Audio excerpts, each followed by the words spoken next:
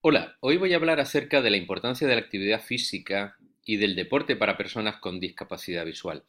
Esto puede parecer un tema poco relevante, pero realmente no es así, porque si tenemos en cuenta cuáles son los beneficios de la actividad física y deportiva en las personas que tienen esa discapacidad visual, nos podemos encontrar que, por un lado, evidentemente, esa contribución que ofrece ese tipo de actividad no solamente viene dado en cuanto al repertorio motor, sino también tiene influencia en aspectos afectivos y cognitivos.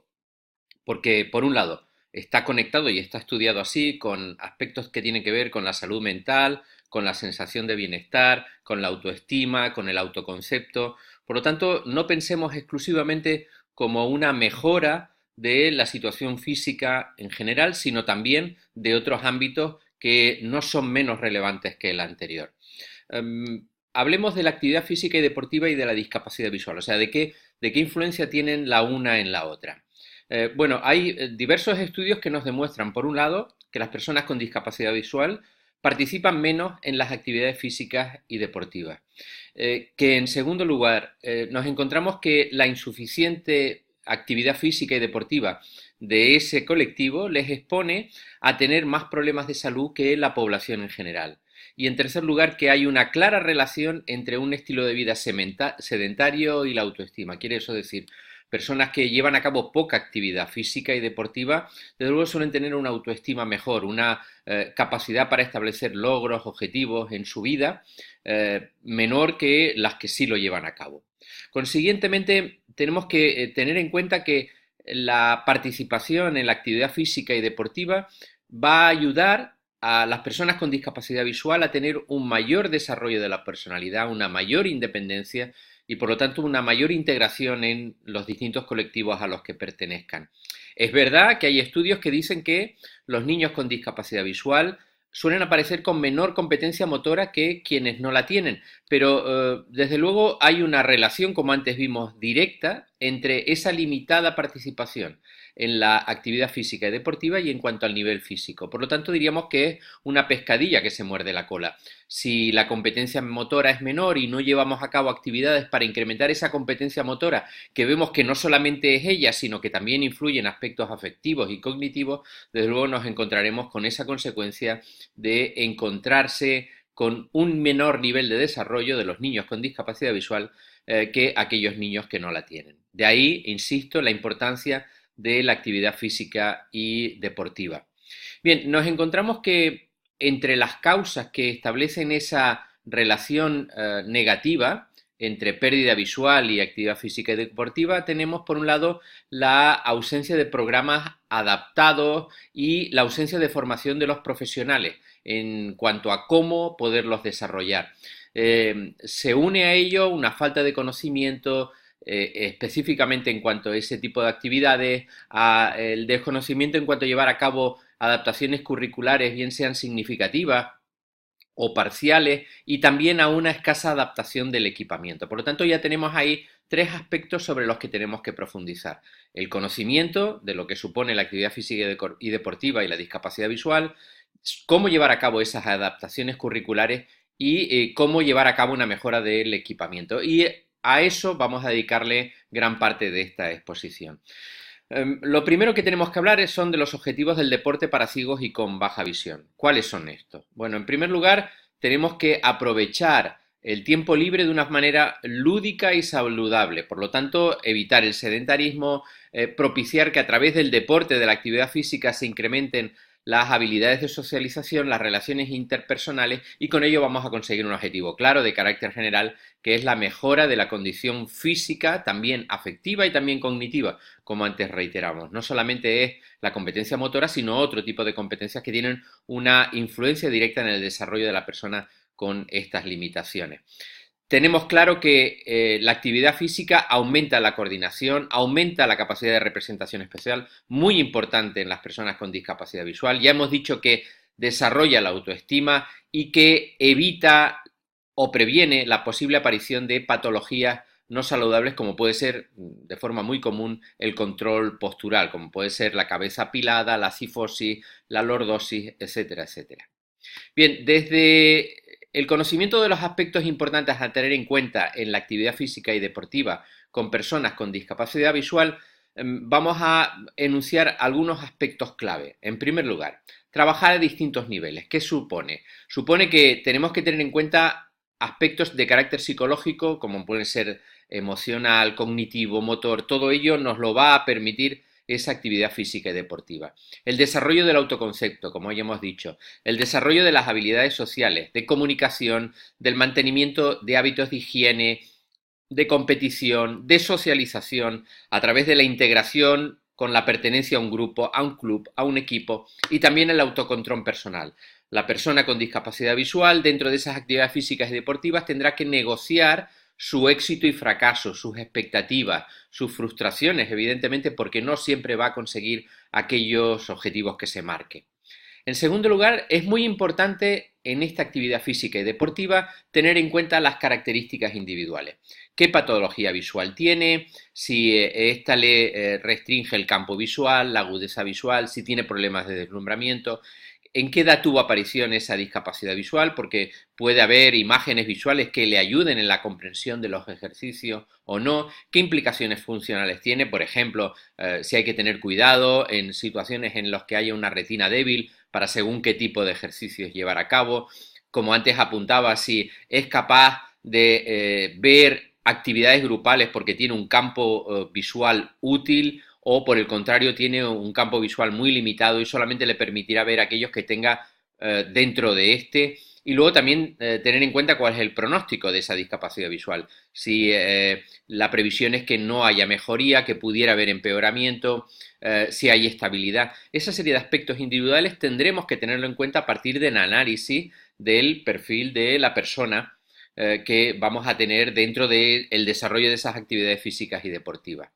Luego, por otro lado, es importante también que consideremos las distintas categorías que existen dentro del deporte para personas con discapacidad visual en función del grado de visión que poseen. Ahí hay tres categorías. Tenemos la categoría B1, que son personas sin percepción de luz en los ojos, o bien con percepción de luz pero que no proyectan, quiero decir que no hay una funcionalidad. En segundo lugar tenemos la categoría B2, a través del cual las personas son capaces de reconocer contornos de una mano hasta una discapacidad visual de 2,60 en la escala de Snellen, o bien un campo visual de entre 50 a 200 en el ojo de mayor visión, siempre con la máxima corrección posible. Y luego está la categoría B3, que son aquellas personas que tienen una agudeza visual mayor de 2,60 hasta una agudeza visual de 6,60, o bien en un ángulo mayor de 5 grados y menor de 2 grados. Bueno, en tener en cuenta esta serie de variantes nos permitirá, desde el punto de vista básicamente de la competición, determinar a qué categoría podemos asignar a esas personas con discapacidad visual, B1, B2 o B3. Recomendaciones que podemos ofrecer a la hora de trabajar la actividad física y deportiva con la discapacidad visual. En primer lugar, es muy importante que en las primeras sesiones esas personas, esos niños, esos adolescentes, esos adultos reconozcan el espacio, o sea, dónde van a llevar a cabo esa actividad. Para ello es interesante llevar a cabo explicaciones exhaustivas, utilizando básicamente el modelado verbal o el modelado físico, pero no la imitación visual, porque evidentemente podemos encontrarnos que esa funcionalidad de carácter visual no se lo permita. Es importante dar la mayor cantidad de estímulos posibles. Quiero eso decir, no solamente estímulos verbales, sino también instigación física, instigación visual en el caso de que haya un resto visual funcional, y luego también trabajar mucho las actividades favorecedoras de la integración en el caso de acciones de grupo, que el grupo conozca y comprenda lo que es la discapacidad visual. Podemos utilizar simulaciones con uso de antifaz para que entiendan qué es lo que le está pasando a ese compañero que no ve o que ve mal. Por lo tanto, eso va a favorecer la integración y la comprensión, aspectos relevantes a la hora de trabajar desde el primer momento en actividades de grupo. También hay que tener en cuenta la subdivisión del movimiento en la actividad física en pequeñas fases hasta el movimiento global. Sería llevar a cabo un análisis de tareas. O sea, si por ejemplo en un momento determinado queremos enseñar a dar la voltereta, tenemos que pensar qué distintos apartados motores y conceptuales hacen falta para llevarla a cabo. No trabajarla como un todo, porque recordemos, El 80% de las actividades físicas se llevan a cabo por imitación visual. Al no existir percepción visual, tenemos que llevar a cabo otro tipo de instigaciones como pueden ser las verbales o la física. Segundo, también es interesante que dentro de ese movimiento de socialización que antes apuntaba, que las funciones de guía para trasladarse de un lado a otro o para participar en las actuaciones de grupo se lleven a cabo de forma rotatoria entre los distintos componentes, no asignar exclusivamente a uno de ellos a la persona con discapacidad visual. Como antes generaba, eso va a favorecer la integración, la comprensión de ese nuevo compañero o de ese compañero que tiene esa pérdida visual. Y por último, siempre mantener un código fijo de orientación y llamada. Yo propugno el egocéntrico, quiero decir, basado en el propio cuerpo. Ahí son 6 conceptos los que vamos a utilizar de carácter espacial exclusivamente.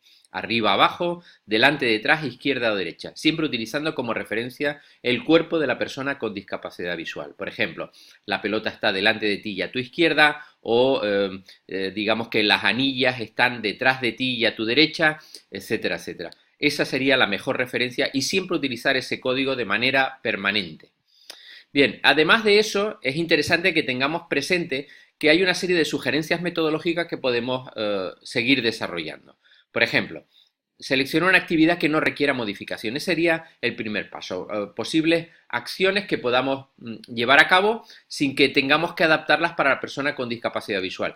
¿Cuáles son? Pues dependerá del currículum que tengamos previsto. A partir de ahí pensemos qué podemos llevar a cabo que sea socializador, que sea integrador, que no requiera adaptaciones. Segundo, modificar las reglas de una determinada actividad para que puedan ser entendidas por la persona con discapacidad visual.